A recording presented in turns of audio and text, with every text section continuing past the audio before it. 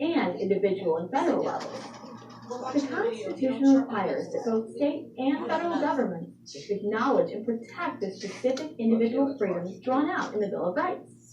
By the same token, individuals must respect the rights of each other. Judicial bodies at the local, state, and federal levels have the right to enforce them with police protection and courts. The Constitution is very specific about the powers of the federal branches.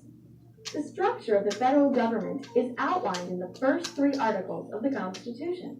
Each article carefully describes the organization, specific powers, and limitations of each branch. If states or individuals believe the federal government has acted outside of its constitutional authority, they can bring suit to the Supreme Court. States and individuals also participate in decision-making at the federal level by electing and writing to legislative representatives.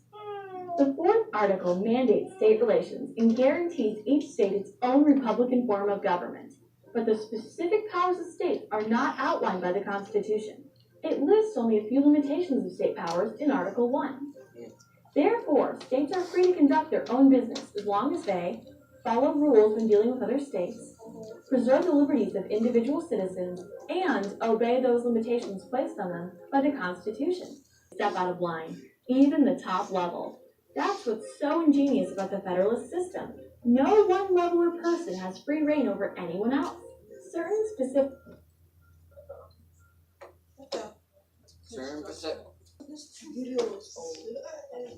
responsibilities are most effectively handled at the national level. The Constitution outlines some specific or express powers of the federal government. It makes sense to have one unified monetary system, so the Federal Reserve Bank and the Federal Mint monitor and print money that is used in all 50 states. You know, right there it just said express powers. Now, when you go to take your test, they're going to try to trick you because there's going to be a question and they might use the word expressed. What? Hey, why are you calling out? They might use the word expressed powers, or they might use the word enumerated powers. Okay? So it could be expressed powers or enumerated powers. A military strong enough to protect a whole nation against threats of outside aggression should be handled collectively. The Department of Defense operates the Army, Navy, Air Force, and Marines. The federal government oversees trade between its states, called interstate commerce. It also regulates trade between states and foreign nations, which is known as international trade. Other express powers at the national level include international relations, like signing treaties and declaring war. No nation will be permitted to brutally assault its neighbor. The national government also has implied powers based on the necessary and proper clause for carrying into execution the foregoing powers and all powers vested in the government of the United States. The Founding Fathers anticipated a future need for additional laws, not specifically mentioned in the original Constitution. The checks and balances of the executive and judicial branches ensure that all new legislation falls within the scope of the federal responsibility and is legal according to the Constitution. The last type of power that lies within the national ruling body is referred to as inherent. Primarily in the areas of foreign affairs, these powers are seen as synonymous with the role of government itself, dealing with issues such as diplomatic relations, treaties, or immigration. The Constitution reserves for the states those powers not specifically assigned to the federal government. However, the federal government has actually extended its influence in a lot of these areas. Included in the express powers is the task of collecting taxes and providing for the common defense and general welfare of the United States. Money is power, and while the national government can't constitutionally interfere with certain state functions, it does exercise tremendous influence through funding. Over the past 50 years, many federal agencies have been designed to promote things like the conservation of farmland and air and water quality standards. If certain requirements or standards are not met, the federal agency can cut funding. The federal government can't require compliance, but the funding strongly encourages it. Although the federal government has a lot of influence in state matters, the authority over things like education, public works, and state commerce still lies with each state government. Designed much like the federal government, each state has an executive office or governor, a legislative body, and a court system. While we all share many of the same problems, needs, and values, individual states will always have issues that are unique to their states may exercise any power not delegated to the United States by the Constitution, nor prohibited by it.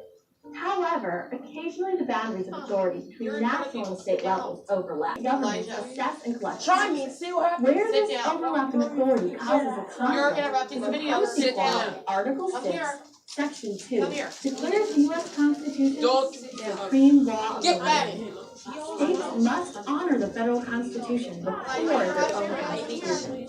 States can be taxed as long as it does not burden interstate commerce or interfere with the functions of the national government. He left. States also have a responsibility to each other. 3 clauses within the Constitution help maintain harmony between states. First, states are expected to honor each other's public acts, official records, and judicial proceedings. Second, states are expected to extend to citizens from other states the same rights and privileges guaranteed to their own residents. And third, states are expected to honor warrants of arrest from other states and to deliver a captured fugitive back to the state of origination. This is called extradition. No state constitution has more power than another. When disputes arise between states, they are encouraged to work it out through peaceful interstate compacts. Alright, so people got married a lot younger back then. So 16 could have been considered more of an adult to make that decision on your own. Now, when it comes to honoring warrants, say a real life example that just happened recently. Somebody armed the Hard Rock Casino, one of the cashiers in Tampa. They fled to Georgia. Well, they caught them in Georgia, and they are sending that person back to Florida to face charges because that's the area with the jurisdiction. That's where the crime happened, so they're the ones that get to prosecute that person. What does prosecute mean? Prosecute? No, like prosecute is when you, like in the sense of court, you bring charges and you argue that they're guilty. You have a prosecution and a defense. The prosecution is trying to prove that you're guilty. The defense is trying to prove you're innocent. So that's what she's talking about, interstate compacts. Not one state is more powerful than the other, but we have to honor each other's laws. So if you were to get married at 16 in North Carolina, and then you and your spouse decided to move to Florida at 17, the state of Florida will still honor that marriage certificate because they honor each other's laws.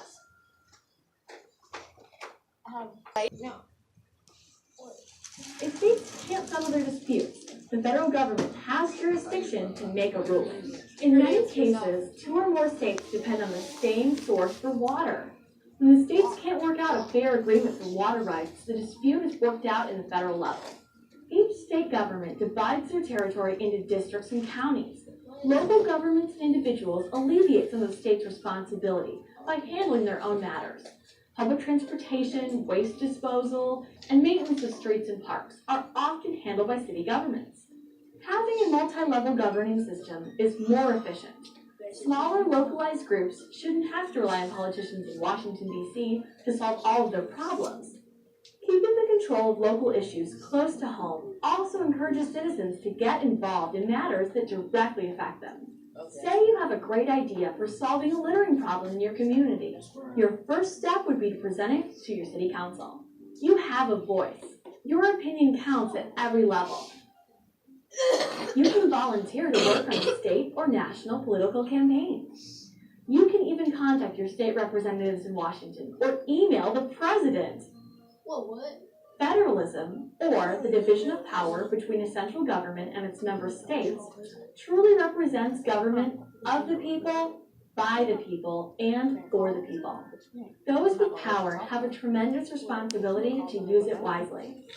The division of powers provided for in the U.S. Constitution is complicated. New problems constantly test government officials, and sometimes require the Supreme Court to interpret who has the jurisdiction to handle them. The framers, originals, and decentralists argue for more or less government control over public concerns. It is this continuous debate that keeps the U.S. Constitution alive. This living, breathing document preserves the welfare of its 285 million citizens. Yeah. As the world keeps changing, the federalist structure of the government remains strong and consistent, Fireworks. but flexible enough to meet new demands.